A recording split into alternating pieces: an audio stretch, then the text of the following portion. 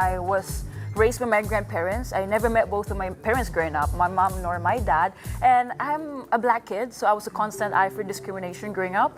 I was raised in Leon, a small town back in the Iloilo. And I was the only person there na black girl nga. So usually I get bullied many times in my life, and my grandma was the only woman, the only person at least I could say that always been there, very constant. And regardless of gaano kami kahirap, those times na kahit tuyo na lang yung ulam, kahit ano na lang, like literally nothing at all. She would sacrifice herself pretending that she had breakfast or lunch just so I could have something to eat.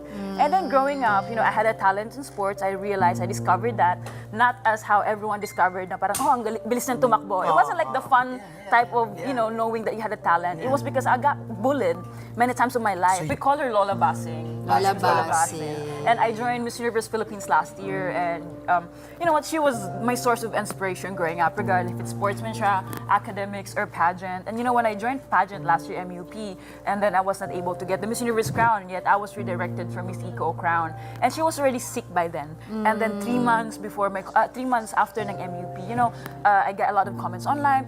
Sometimes people are harsh and so on. And yet I was dealing with my grandma. She was bedridden and so on. And then tinanong ko, grandma, what birthday gift do you want the next birthday mo? Hindi na siya sumasagot. And she was so weak. She couldn't even remember everyone sa bahay, kahit na araw-araw niyang kasama. Yet, when I arrived, kahit yung half pala ng head ko, and she called me by my name right away. So, when I asked her, sabi ko, Lola, that's love. Oo, sabi ko, Lola, follow mo ako sa Egypt. And it took her a while before responding. And I know at that point that was a response for me, that maybe she could not make it. So, of course, there's no amount of preparation that would prepare you for grief. It's the internal separation that they're no longer there with you. But I guess it's still my source of inspiration. I know that somehow she's still keeps there. you going. Yeah, she's still there. She's watching. That's why when I was competing for Miss Eco, her birthday was April 15. The competition was April 19. So usually, kasi every time I was competing, since athlete pa, every April, nananalo ako. But of course, I don't wanna put that in my head na baka kaya to. But this time, you know what?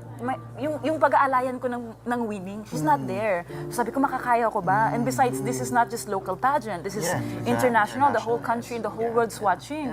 Pero sabi ko, it does not matter who's watching. Because I only want to compete because I want to make my grandma proud and happy.